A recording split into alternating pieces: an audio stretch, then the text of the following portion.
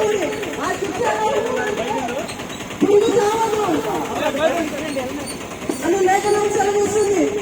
కాబట్టి ప్రియమైన ప్రాంత ప్రజలారా, నేడు మీ కొరకు ఏదైతే ఈ రక్షణ గురించి మేము ప్రకటిస్తున్నామో ఈ యొక్క వాక్యాన్ని విని దాన్ని నమ్మిన వారికి ఏ శిక్ష అనేది లేదని దేవుని యొక్క వాక్యం సెలవిస్తుంది.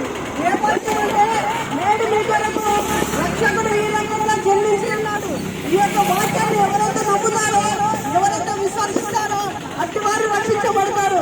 ఎలాంటి పాపంలో నుంచి అంటే మనం వ్యభిచారమైన పాపంలో నుంచి, ఎలాంటి పాపంలో అంటే మనము నరహత్యాలు పాపంలో నుంచి, ఎలాంటి పాపంలో నుంచి అంటే మనం అబద్ధము నాడే పాపంలో నుంచి దేవుడు మనల్ని రక్షిస్తాడు. ఎలా రక్షిస్తాడంటే 2000 సంవత్సరాల కిందట మన కొరకు, నీ కొరకు, నా కొరకు ప్రభు అయిన యేసుక్రీస్తు తన యొక్క సిలువలో తన యొక్క ప్రాణాన్ని పెట్టడం జరిగింది. ఆయన ఆ యొక్క సిలువలో మరణించి తిరిగి లేచి, ఇదిగో చూడండి మీ అందరి పాపంలో నిమిత్తము నేను మీ యొక్క పాపాలని ఆ యొక్క సిలువలో మరణించి నేను తినడానికి తిరిగి లేచాను. ఈ యొక్క వాక్యాన్ని ఎవరైతే విశ్వసిస్తారో అట్టి వారికి దేవుడు నిత్య రాజ్యంలో ఇస్తానని వాక్యం సెలవిస్తుంది.